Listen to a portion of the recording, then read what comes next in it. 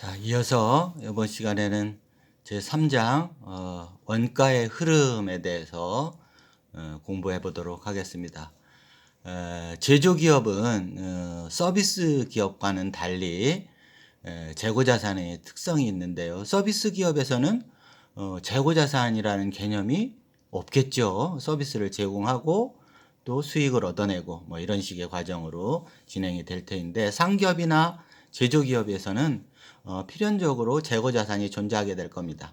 다만 앞서 배운 대로 상기업의 경우에는 상품 하나로만 이제 구성이 되어져 있을 텐데, 제조기업인 경우에는 제품을 생산하기 위해서 투입되어질 원재료라는 재고자산이 맨 먼저 그 존재를 하게 될 거고요. 여기에다가 이제 여러 가지 그 원재료도 투입이 되어지고 노동력, 기타의 여러 제조 경비들이 투입되어지면서 완제품으로 완성되어가는 과정에 있는 제공품 역시 앞서 배운 대로 재고자산이 되겠습니다. 이렇게 해서 이제 그 제조 과정이 계속 진행이 되어지면 이와 같은 제공품 계정은 어떤 그 계정으로 가게 되느냐 하면 완제품 혹은 제품 계정으로 이제 대체되어져서 제품이 완성되어지는 겁니다. 회계적으로는 그렇고 내용적으로는 이제 이와 같이 제조기업의 경우에는 재고자산이 원재료 그리고 제공품 그리고 제품 이러한 순으로 구성이 되어질 겁니다. 따라서 재무상태표에도 제조기업의 재무상태는 표의 재고자산은 이와 같이 상품이 아니고 원재료, 제공품, 제품 이와 같이 구성이 될 것입니다. 자, 그래서 그 흐름을 이렇게 살펴보면 요소별로 이제 원가는 이제 집계가 될 텐데, 여기에 이제 원재료를 소비하게 되면 원재료비, 여기에 노동력도 투입이 되어지고 기타의 제경비들이 소비가 되어질 겁니다. 즉 앞서 배운 제품 제조 원가의 3요소, 3가지 요소, 재료비, 노무비, 경비가 원가 요소가 이제 투입되어지는 요 계산을 하게 되면, 두 번째는 제공품 계정에서 이제 원가 계산을 하게 됩니다. 그래서 여기에서 완성되어지는 부분과 미완성되어지는 부분 이렇게 구분을 해서, 완성된 그 제공품은 제품이 되어질 것이고, 미완성된 제공품은 미완성된 채로 제공품 계정에 남아있는 이런 형태를 취하게 되는 겁니다. 그리고 완성된 제품은 이제 판매를 위해서 기다리겠죠. 그래서 판매가 되고 안 되고, 안 된 제품은 이제 재고자산으로 보고를 할 것이고, 판매되어진 제품은 매출원가를 구성해서 손익계산서로 가게 되는 이런 흐름을 갖게 되겠습니다. 자, 다시 한번 파워포인트로 이렇게 살펴보도록 하죠. 그래서 제조기업의 원가의 흐름은 첫 번째 단계가 제조 원가의 3요소를 집계하는 단계입니다. 첫 번째 단계가 재료비를 계산하고, 그 다음에 노무비를 계산해내고, 그 다음에 경비를 계산해냅니다. 자, 그런 다음에 이와 같은 것이 이제 그 계산이 되어지면 직접 재료비와 직접 노무비와 직접 경비들은 곧바로 제공품 계정으로 가게 됩니다. 제공품 계정으로 흘러가게 되겠죠. 그리고 간접 재료비와 간접 노무비, 간접 경비 등은 제품과 특정의 일정한 관계를 딱 잡아서 어떤 특정 제품에다가 부과를 할 수 없기 때문에 제조간접비 계정에서 일단 집계를 한 다음에 이것을 각각의 제품별, 그 제공품별로 나누어 가는 방법을 택하게 됩니다. 자, 이럴 때 이것이 곧바로 이 2단계를 거치지 않고 제조간접비를 제공품 계정으로 나누어서 제품별 원가 계산을 수행하게 되면은, 이와 같은 방법은 바로 간단한 단순한 원가 계산이 될 것이고요. 그렇지 않고 이제 제조 공정이 여러 개가 이루어졌다고 보도록 하죠. 예를 들면은 절단 부문, 뭐 혹은 조립 부문, 그다음에 색깔을 칠하는 도색 부분, 이렇게 같이 제조 공정이 여러 개의 부문별로 있다고 한다면, 여기에 제조 간접비들을 다시 한번 그 발생한 장소별로 계산을 하면 여기서는 간접비였던 것이 각 부문에서는 직접비로 나타나는 부분들이 있습니다. 그와 같은 방법을 택한다면 간접비보다는 직접비화해서 계산을 해서 제품별 원가 계산으로 단계를 넘긴다면 보다 더 정확한 제품 제조 원가 계산이 될 수 있겠죠. 그래서 가운데 스텝 2로 부문별 원가 계산이라는 것이 여러 개의 부문이 기업 내에 존재해서 제품이 만들어질 때에는 부문별 원가 계산이라는 단계를 한 단계를 더 거칠 수가 있습니다. 그래서 2단계 이렇게 있는데요. 이 과정은 여러분들이 지금 부문별 원가 계산을 이렇게 간단하게 해서는 이해가 가지 않고요. 이 책에 나와 있는 제 5장에서 부문별 원가 계산을 다룰 때 여러분들을 공부를 하면 어떤 내용인지 알 수 있을 겁니다. 자, 그리고 이제 마지막 3단계가 제품별 원가 계산을 수행하게 되는데 그것이 이제 단일 공정이어서 단순한 그 원가 계산을 하게 되는 경우와 아닌 경우 분별 원가 계산을 하든지 간에 제품별 원가 계산에 오면은 그것이 이제 개별 원가 계산과 종합 원가 계산으로 나뉘게 됩니다. 이때 개별 원가 계산과 종합 원가 계산에는 어떠한 방법이 있고 어떤 업종이 적합한 방법인지를 잠시 후 뒤에서 설명을 드리도록 하겠습니다. 자, 그럼 우선 제조기업의 이제 그 원가의 흐름에 따라서 제조기업의 그 제조원가 명세서 그리고 제공품 계정이 어떻게 흘러가는지를 보여주는 그림이 되겠습니다. 자, 우선은 우리 기업이 요번 기회에 처음 시작했다 그러면 요 기초제공품 재고액은 없을 겁니다. 그죠? 자, 그러면 단기에만 있다고 한다면 재료비, 노무비, 경비 등이 이제 집계가 되어질 것입니다. 얘를 총체적으로 합해서 단기 총 제조원가라고 합니다. 단기 총 제조원가에 에서 완성되어지면 걔를 뭐라고 부르냐면 완성된 부분을 단기 제품 제조 원가라고 부릅니다. 단기 제품 제조 원가. 그리고 완성되지 총 제조 원가가 투입되어졌지만 아직 미완성되어진 상태의 그 제품을 우리는 제공품이라고 부르고 그것이 기말에 남아 있으니까 기말 제공품 재고액이 되어지겠죠. 자, 그러면 앞서 여기 이제 요번 기에 처음 시작했다 그러는데 이게 다음 기로 간다 그러면 다음 기부터는 이제 얘가 뭐가 되어져서 와 있을까요? 그렇습니다. 여기 기초 제공품 재고액이 되어져서 와 있을 겁니다. 자, 그럼 일반화 시키면 어느 기업의 제조원가 명세서에 들어가는 그 원가는 단기분, 재료비, 노무비, 경비가 집계가 되어지고 그리고 기초 제공품 재고액이 더해집니다. 그러면 걔가 총 제조원가가 되어지고요. 그것 중에 완성된 부분과 미완성된 부분으로 나뉘어서 미완성된 부분은 또다시 그 다음 기에 기말제공품 재고액이 되어질 것이고 그리고 그 기에 단기 제품 제조원가가 되어지는 이와 같은 흐름이 될 겁니다. 자, 그러면 이것을 계정으로 한번 다시 보여드리도록 하겠습니다. 자, 계정으로 한번 보면은 원가 계산을 위한 계정의 체계를 보면은 우선 요소별 계산을 합니다. 그래서 재료비를 집계하겠죠. 재료를 구입하고 여기서 이제 재료가 소비되어진 그 금액을 구하게 됩니다. 재료비는 여기 재료비라고 되어져 있지만 원래는 재료 계정에서 재료비가 구해집니다. 자, 그건 이제 후에 그 요소별 원가 계산에서 설명을 드리도록 하고요. 그 다음에 노무비가 집계가 되겠죠. 노무비 소비액, 당월에 해당되는 노무비 소비액을 집계를 하게 됩니다. 자, 그 다음에 경비들도 모든 경비들을 집계하게 될 겁니다. 자, 그것들을 제공품 계정으로 흘러가게 합니다. 물론 이제 간접비가 있으면 제조 간접비라는 계정을 임시 계정으로 설정을 해서 여기에서 나타난 직접 재료비는 제공품 계정으로 곧바로, 직접 노무비는 제공품 계정으로 곧바로, 역시 직접 경비도 제공품 계정으로 곧바로 가고요. 그다음에 제조 간접비에 임시로 만들어져 있는 애는 어떤 배부 기준을 통해서 각각의 제공품 계정으로 나누어 가는 흐름입니다. 여기 제공품이 이렇게 하나가 있지만 제품의 종류가 두 개라면 두 개, 세 개를 생각하셔야 됩니다. 그러면 두 개면 제공품 1, 제공품 2 이런 식으로 넘버를 붙여서 제품의 종류별로 제공품을 설정하게 되는 것입니다. 자, 그러면 여기 완성된 제품은 제공품 계정에서 다시 제품으로 대체가 되어지고요.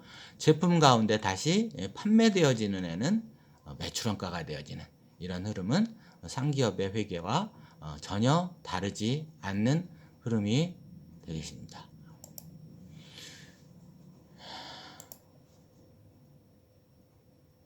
자, 그러면 제조원가 명세서의 흐름을 이렇게 살펴보면 당기 총 제조원가가 이제 집계 됩니다. 재료비 집계하겠죠. 노무비 집계하겠죠. 그 다음에 경비.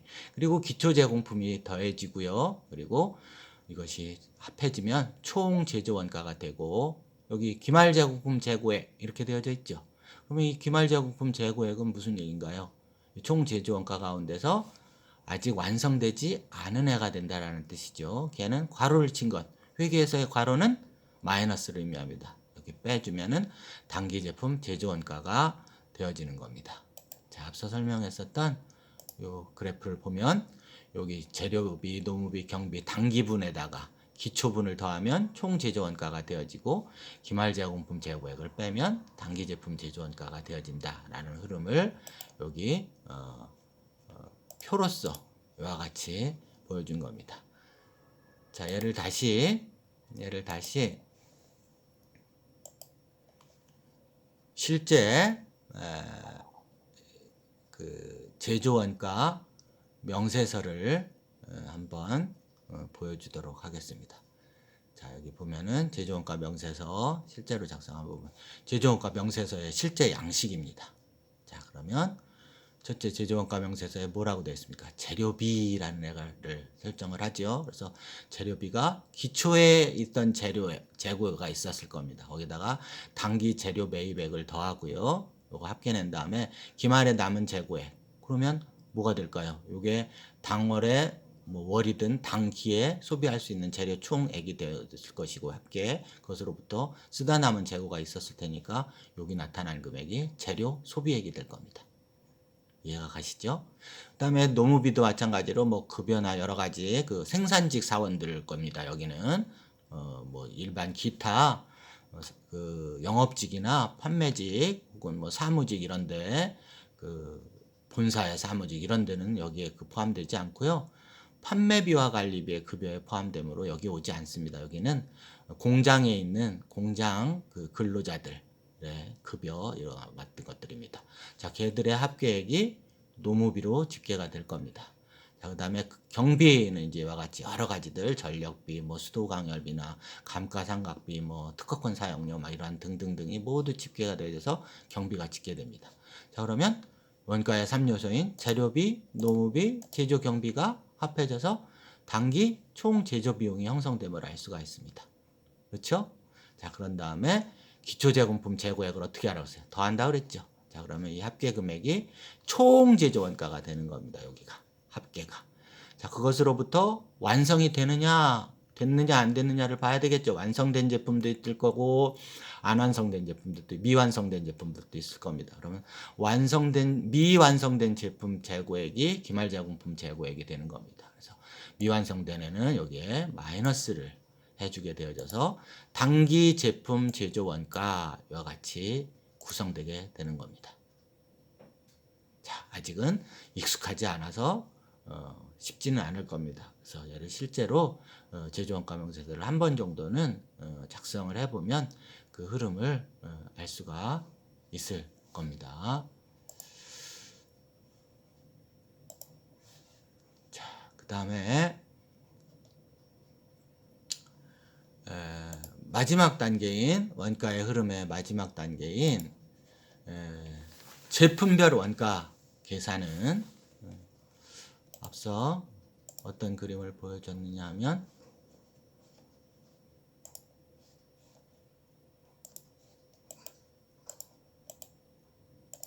자, 여기서 1단계 요소별 원가 계산이 되어지고 뭐 2단계는 기업의 그 규모나 형태에 따라서 부문별 원가 계산이 수행될 수도 있고 안 할 수도 있고 그렇다고 그랬어요. 요 제품별 원가 계산을 한다고 그랬잖아요. 이때 이제 제품 원가 계산을 하는 그 방법은 크게 개별원가 계산과 종합원가 계산 두 가지의 방법이 있다고 했습니다. 있죠? 자, 그 부분입니다. 자, 그러면 개별원가 계산에서 적합한 업종과 그다음에 종합원가 계산에서 적합한 업종 그리고 그 의의를 설명하고 있습니다. 자, 제품별 원가 계산에서 개별 원가 계산은 잡 오더 코스팅이라고 하는데요. 잡 오더는 뭐냐면 작업 지시서를 의미합니다. 이것은 그래서 개별 그 제품별로 작업 지시서 넘버를 부여하게 됩니다. 작업 지시서 1, 2, 3. 그 작업 지시서 번호대로 제공품 계정도 그 번호 개수대로 다 설정이 되는 겁니다.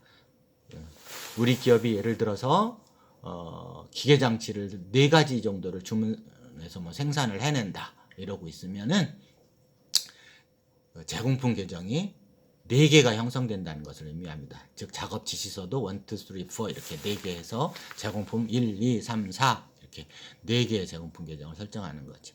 개별원가 계산은 어떤 업종에 적합하냐면 건설이나 조선, 항공기 제작, 주문 제작 단체 이런 것들처럼 각각 다른 종류의 제품을 한 단위마다 개별적으로 생산하는 경우에 적용한다라는 겁니다. 반면에 종합원가 계산은 어떤 기간 계산을 하게 되는데요. 그래서 프로세스 코스팅이라고 합니다.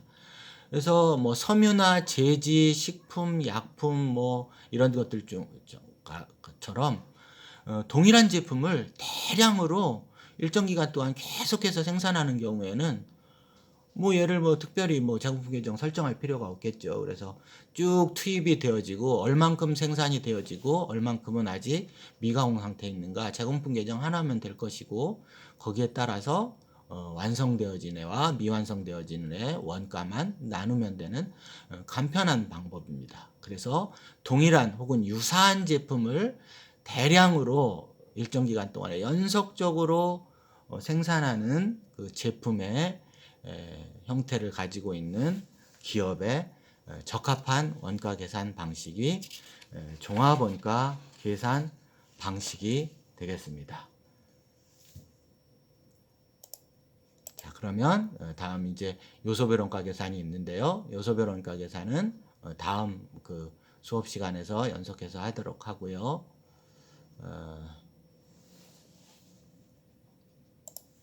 다시 돌아가서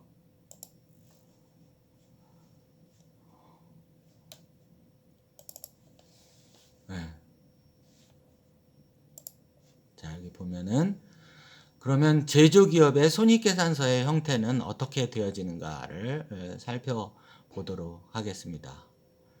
자, 제조기업의 손익계산서의 형태는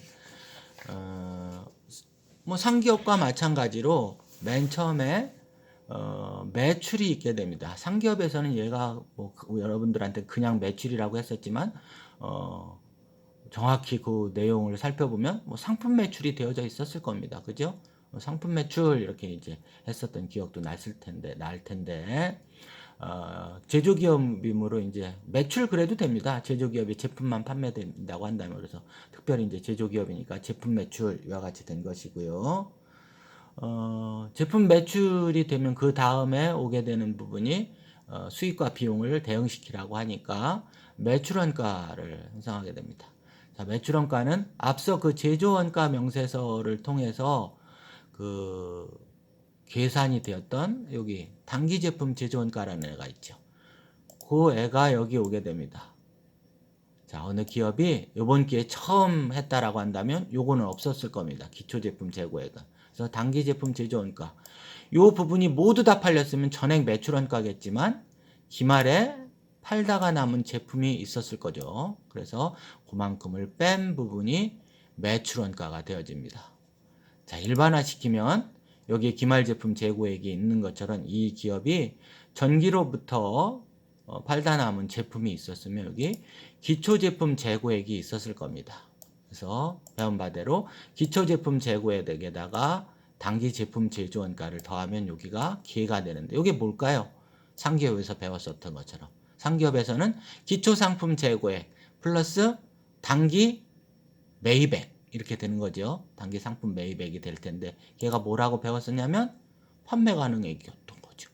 여기서도 마찬가지로 1번과 2번의 합계 금액이 판매 가능액인 겁니다. 판매 가능 제품 금액인 거죠. 이번 기회에. 거기서 팔다가 남은 제품 재고액을 뺀 금액이 팔려나간 제품의 원가다 이런 뜻입니다. 그래서 이게 제품 매출원가가 되어지는 것이고요. 제품 매출에서 제품 매출원가를 빼면 알고 있는 것처럼 매출 총이익이 될 겁니다. 그래서 매출 총이익으로부터 이제 판매비와 관리비 등을 제외를 시키면 영업이익이라는 단계가 오게 될 겁니다. 이해가 가시죠? 자, 그리고 이 다음에 이제 그 과정들은 우리가 재무회계에서 배웠었던 일반 상기업의 재무제표와 동일한 겁니다. 어떤 애가 오나요, 여기? 알고 있는 것처럼 영업의 수익이 더해지고 영업의 비용이 빼져서 법인세 비용 차감전 순이익이라는 단계가 올 것이고요. 그래서 법인세 등을 제외하면은 마지막 이익 단계인 당기 순이익 이런 과정으로 보고가 되어지는 체계를 갖고 있습니다. 이 부분은 그렇게 어렵지 않죠. 다만 이제 요 매출원가를 산정하는 부분이 상기업에서는 기초 상품이었었고 여기가 단기 매입액이었던 것. 이 부분이 차이가 있고요. 그다음에 기말 상품 재고액 대신에 기말 제품 재고액이라고 명명하는 부분. 이런 정도의 차이여서 상품 대신에 제품 이러면은 그리고 여기가 매입한 것이 아니라 우리가 제조한 제품의 원가다라는 겁니다. 자, 얘는 어디에서부터 왔느냐 하면은 앞서 제조원가 명세서로부터 온 거예요. 우리가 원가 계산을 통해서 제품 제조 원가 계산을 통해서 당기에 완성한 제품의 제조 원가를 이렇게 구한 애가 여기 오는 겁니다. 상기업과는 이 부분이 크게 차이가 나는 부분이죠. 상기업이라면 상품을 곧바로 사온 금액이 여기가 올 겁니다. 그죠? 네. 자, 그 다음에 이제 제조기업의 재무상태표. 자, 이 부분도 역시 뭐 크게 어려울 건 없는 부분인데요. 상기업에서의 그 자산을 보면은 유동자산, 비유동자산, 뭐 그다음에 재무상태표에 부채가 나오고 유동부채, 비유동부채, 유동성 배열에 의해서 그다음에 자본이 나오고 이런 식의 흐름인데 이제 큰 차이 부분이 자산 부분에 있게 돼 있어요. 다른 부분은 뭐 차이가 날 부분이 없습니다. 상기업의 재무상태표가 무슨 얘기냐 하면은 재무상태표 가운데서도 자산 가운데서도 이 재고자산 부분이 이제 특징을 가지고 있는 겁니다. 재고자산 부분이 어떤 특징을 가지고 있느냐면 상기업의 경우에는 재고자산이 상품 하나만 존재하고 있었죠. 자, 그런데 제조기업의 경우에는 앞서 설명한 바대로 맨 처음에 재료를 구입해 가지고 오죠. 그래서 재료를 구입해 와서 얘가 제조 공정에 투입이 되고 아직 제품은 되어지지 않으면 여기에 있을 겁니다. 요 밑에 있는 제공품. 그죠? 자, 그리고 요 재료로 다시 올라가면 원재료를 사왔어요. 재료를 사다가 창고에 보관해 놨는데 아직 제조 공정에도 투입되지 않은 재료가 있겠죠. 그게 뭘까요? 재료의 재고액이 되어진다라는 뜻입니다. 그래서 제조기업의 재고자산은 재료가 첫 번째로 이렇게 나오게 되는 겁니다. 재료를 구입해서 아직 공정에 투입되지 않은 부분, 이 부분이 재료로 보고가 돼야 되고요. 재고자산으로. 그 다음에 두 번째는 앞서 설명한 대로 재료가 투입이 되어지고 여기에 인간의 노동력이 가미가 되어지고 여러 가지 앞서 말한 대로 뭐 동력이 투입이 되고 또 뭐 수돗물도 사용을 하게 되고 뭐 여러 가지 감가상각비 이런 것들도 계상해서 분배를 해줘야 되고 이런 애들이 재공품 계정에서 집계가 되고 있었을 겁니다. 그래서 완성이 됐으면 당연히 역시 제품이 되었을 텐데 완성된 부분은 제품을 구성하고 있을 것이고요. 아직 미완성된 상태로 어떤 보고 기간이 왔다 이런 뜻입니다. 그럼 미완성되어져 있으면 미완성된 상태대로 그대로 재공품 계정에 보고를 해야 되는 겁니다. 그죠? 그래서 특수한 약간 성격이 좀 특수한 재고 자산입니다. 특수할 것도 없어요. 아직 얘는 재료도 아니고 이제 재료에서도 여기로 벗어나서 일이 들어가 있고 여러 가지 노동력 이런 것들도 원가가 발생해서 있는데 그렇다고 해서 완성은 안 돼 있고 이러면 여기에 가지 집계하고 있으라 그런 뜻입니다. 그죠? 이해가 가죠?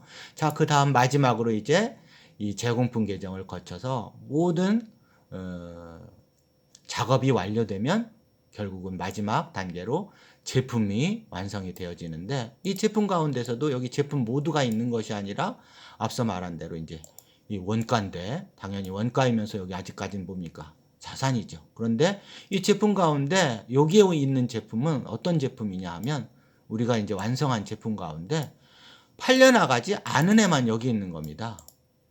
자, 그럼 교수님이 하나 물어볼게요. 그 대답을 마음속으로 해보세요. 이 제품 가운데 그러면 팔려나간 애는 어디로 갔을까요?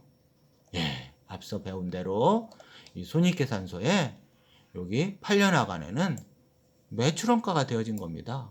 매출원가가. 즉, 매출원가라는 비용이 되어졌어요. 이 비용은 뭐를 생성을 하고 소멸이 되어졌냐면 자산이인지 아니죠. 비용이 된 거죠. 뭐를 해냈습니까? 제품 매출이라는 수익을 창출하면서 소멸된 것입니다. 그래서 매출원가는 뭐가 될까요? 수익을 창출하면서 소멸되어진 원가인 비용이 되는 겁니다. 매출원가가. 어느 정도 앞서 배웠었던 원가의 개념에서 자산, 그 다음에 소멸된 원가인 비용, 그리고 손실 이런 개념이 좀 들어오죠. 그래서 제조기업의 재고자산은 이와 같이 재료, 제공품, 제품의 이와 같은 대표적인 재고자산의 큰 세 가지로 구성이 되어진다. 이렇게 말씀드릴 수 있겠습니다. 자, 여러분 여기까지 원가의 흐름에 대해서 공부를 했고요. 다음 시간에는 이 원가의 흐름과 관련한 연습 문제를 간단하게 다뤄보도록 하겠습니다.